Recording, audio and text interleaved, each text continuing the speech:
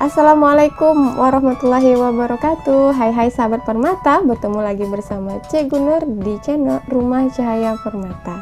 Nah, kali ini kita lanjut belajarnya. Masih di kelas 5 SD, subtema 3, tema 1, subtema 3, lingkungan dan manfaatnya. Kali ini pembelajaran keempat.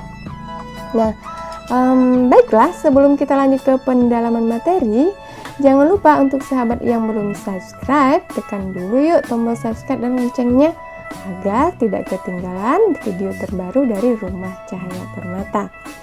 Nah, di sini masih slogan yang sama untuk Dirgahayu Indonesiaku ke-76 ya. Indonesia tangguh, Indonesia tumbuh. Baiklah. Kali ini kita masih di sini menuliskan ide pokok dari teks. Berarti sangat dalam materi tentang ide pokok. Nah, ayo kita berlatih yuk cara menentukan ide pokok dari teks. Di sini Cik Gunur tampilkan 2 paragraf. Nah, ini tentang kapal pinisi. Mungkin ada sahabat Permata yang sudah mendengarnya. Di sini ada 2 paragraf, berarti kita baca dulu paragraf pertama. Kapal pinisi adalah kapal layar kebanggaan masyarakat Sulawesi Selatan. Tidak hanya itu, kapal pinisi juga kapal kebanggaan Indonesia. Sejak abad ke-14, kapal pinisi sudah berlayar dan menjelajah samudera di seluruh dunia. Nah, ini paragraf pertama. Kita baca paragraf kedua. Kapal pinisi dibuat oleh tangan-tangan ahli. Kapal ini dibuat tanpa menggunakan bantuan peralatan modern. Seluruh bagian kapalnya terbuat dari kayu dan dirangkai tanpa menggunakan paku. Nah, dari 2 paragraf ini, ayo kita tentukan di mana atau mana ide pokoknya. Apa ide pokoknya? Kita tentukan dulu kalimat utama dari paragraf pertama ini. Kalimat utamanya apakah terletak di awal, ataukah terletak di akhir, ataukah terletak di tengah? Ini kalimat, atau di awal dan di akhir. Nah, di sini informasi paling penting mengatakan bahwa kapal pinisi adalah kapal layar kebanggaan masyarakat Sulawesi Selatan. Nah, ini adalah kalimat utamanya. Berarti kalau kita sudah ketemu kalimat utamanya, kita tentukan ide pokoknya. Berarti apa ide pokoknya? Ide pokoknya adalah kita bisa ini yang dikira masih bisa kita buang kalimat ini, kata ini. Jadi ide pokoknya adalah kapal pinisi kebanggaan masyarakat Sulawesi Selatan. Nah, ini untuk paragraf pertama. Untuk paragraf kedua, setelah kita baca tadi, ternyata kalimat utamanya terletak di awal paragraf, yaitu kapal pinisi dibuat oleh tangan-tangan ahli. Kenapa? Karena di sini kenapa harus tangan ahli? Karena tanpa menggunakan peralatan modern dan terbuat dari kayu tanpa paku. Nah, ini penjelasannya nih, kalimat penjelasnya. Berarti ini kalimat utamanya di awal paragraf. Nah, berarti ide pokoknya, karena di sini semua kata-katanya penting, berarti kita tuliskan saja ide pokoknya. Kapal pinisi dibuat oleh tangan-tangan ahli. Nah, bisa kita buatkan di dalam tabel berikut. Nah, ide pokok untuk paragraf pertamanya adalah kapal pinisi kebanggaan masyarakat Sulawesi Selatan. Untuk paragraf kedua, ide pokoknya adalah kapal pinisi dibuat oleh tangan-tangan ahli. Nah, baik. Tadi tentang menentukan ide pokok kita sudah belajar. Sekarang di sini kita masih tentang kondisi geografis Indonesia. Pada pembelajaran ketiga tentang Indonesia sebagai negara maritim. Kali ini pengaruhnya yang kita lihat terhadap budaya dan alat transportasi. Nah, disajikan ada gambar di sini. Mungkin jika sahabat Permata yang sudah pernah ke Candi Borobudur, di dindingnya terdapat relief perahu bercadik. Nah, relief ini menandakan bahwa atau sebagai bukti perpaduan antara dua unsur, yaitu budaya dan transportasi laut. Nah, budayanya ada dapat, di sini menandakan ada transportasi nih, seperti sebuah perahu, ya. Berarti transportasinya dapat. Nah, ingatkan bahwa relief perahu bercadik di dinding Candi Borobudur ini adalah sebagai bukti perpaduan antara dua unsur, yaitu budaya dan transportasi laut. Nah, kita lihat dulu pengaruhnya terhadap budaya yang dimiliki oleh Indonesia. Ternyata setelah Indonesia dilihat dari kondisi geografisnya, ada keragaman suku bangsa, ya, beragam-ragam suku bangsa di Indonesia. Contohnya Melayu, Jawa, Sunda, ada suku Batak, suku Aceh, suku Gayo, suku Dayak, suku Madura, banyak beragam sekali suku bangsa. Nah, sedangkan bahasa daerahnya juga beragam sekali bahasa daerah Indonesia. Nah, keragaman pakaian adat jelas sekali.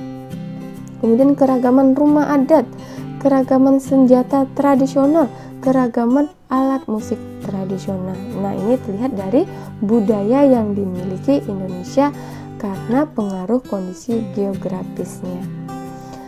Kemudian kita lihat dari wilayah Indonesia yang berupa kepulauan juga memengaruhi jenis transportasi yang digunakan untuk menghubungkan antar pulau.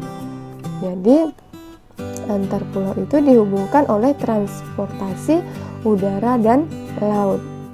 Nah, berikut beberapa pelabuhan yang terkenal di Indonesia. Di sini dicantumkan 5. Untuk Pelabuhan Belawan ada di Sumatera Utara. Untuk Pelabuhan Bakauheni ada di Lampung. Nah, kemudian ada Pelabuhan Merak, yaitu di Banten.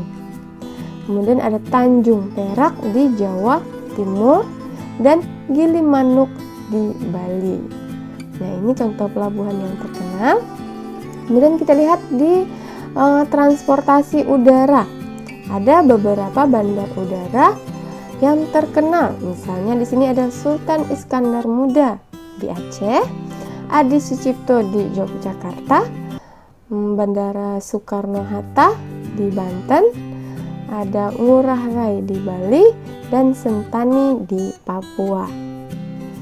Nah, di sini masih kita juga belajar tentang pengamalan nilai-nilai Pancasila dalam kehidupan sehari-hari. Nah, di sini ada gambar sedang berdoa. Jadi, peserta didik sedang berdoa sebelum belajar di kelas. Nah, berdoa itu merupakan pengamalan Pancasila, bisa sila pertama, bisa sila kedua, dan bisa sila ketiga. Kenapa? Nah, untuk sila pertama, di sini jelas berdoa itu adalah kita memohon kepada Allah, ya, sebelum belajar. Berarti ini tentang agama, ya, tentang sila pertama. Kemudian sila kedua, apa kaitannya dengan sila kedua? Misalnya di sini kita menjaga kebersamaan, ya, untuk berdoa dengan tenang, ya. Kita menghormati, saling menghormati agar tenang dalam berdoa. Kemudian untuk sila ketiga, Persatuan Indonesia, apa kaitannya? Nah, di sini tampak sekali cara berdoanya berbeda. Nah, mungkin di dalam kelas ini terdapat keberagaman agama. Nah, saling menghormati di sini, tidak ada yang saling mengejek. Jadi di sini menunjukkan sikap persatuan. Nah, di sini kita lihat ada beberapa contoh pengambilan keputusan bersama di berbagai lingkungan. Di sini kita lihat di lingkungan rumah, sekolah, masyarakat, dan lingkungan lebih luas cakupannya bangsa dan negara. Untuk pengambilan keputusan di lingkungan rumah, contoh sederhana pembagian tugas anggota keluarga. Misalnya ketika hari Minggu akan mengadakan bersih-bersih rumah, misalnya tugas ayah adalah membersihkan halaman rumah. Tugas ibu adalah memasak di dapur. Nah, tugas kakak misalnya menyapu dan membereskan kamar. Tugas misalnya adik adalah merapikan buku dan sebagainya. Itu pembagian tugas. Ini adalah contoh pengambilan keputusan bersama di lingkungan rumah. Bisa juga misalnya menentukan tempat sekolah untuk anak-anak, bisa juga seperti itu. Kemudian kita lihat lagi di lingkungan sekolah. Seperti apa contoh pengambilan keputusan di lingkungan sekolah? Contoh yang pertama misalnya pembuatan jadwal piket kelas. Nah, di sini iya harus dengan keputusan bersama, tidak boleh ditentukan oleh guru saja. Nah, nanti ada loh siswa yang merasa keberatan dengan jadwal piket yang dibuat. Kemudian lagi misalnya pemilihan ketua kelas juga bisa. Oke. Kemudian di lingkungan masyarakat, nah ini cakupannya sudah lumayan luas. Contohnya misalnya pemilihan kepala desa. Nah di sini jelas pengambilan keputusannya dengan cara musyawarah mufakat atau kalau tidak bisa dengan cara voting atau suara terbanyak. Kemudian di lingkungan yang paling luas di sini adalah lingkungan berbangsa dan bernegara. Nah contohnya adalah pemilihan presiden dan wakil presiden. Ini contoh pengambilan keputusan bersama. Baiklah, setelah memahami pendalaman materi yang disampaikan tadi, ayo kita menjawab soal uji kompetensi. Ada 5 soal di berikut. Nah, ini ada satu paragraf ya. Kapal pinisi merupakan kapal yang istimewa. Walaupun terbuat dari kayu, kapal pinisi mampu bertahan dari terjangan ombak dan badai di lautan lepas. Kapal pinisi adalah satu-satunya kapal kayu besar dari sejarah lampau. Nah, ide pokok paragraf tersebut adalah, tentukan di situ ide pokoknya. Kemudian soal nomor 2, relief perahu bercadik di dinding Candi Borobudur merupakan bukti adanya perpaduan antara 2 unsur, yaitu unsur apa dan unsur apa di sini. Ada di penjelasan tadi. Untuk nomor 3, nama pelabuhan terkenal di Banten adalah pelabuhan. Nah, pelabuhan apa nih? Ini tentang transportasi laut. Kemudian nomor 4, contoh pengambilan keputusan bersama di lingkungan rumah yaitu. Nah, silakan sahabat Permata, satu contoh saja contoh pengambilan keputusan bersama di lingkungan rumah. Kemudian soal yang nomor 5, di sini satu contoh juga pengambilan keputusan bersama di lingkungan masyarakat. Nah, kasihkan satu contoh.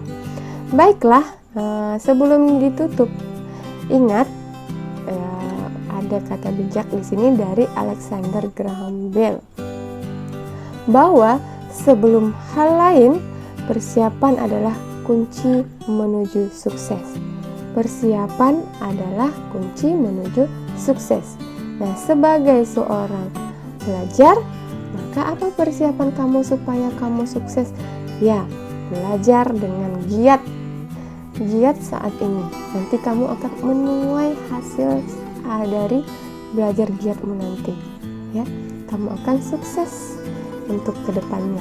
Baik, terima kasih atas perhatian sahabat yang sudah menyimak materi ini sampai selesai.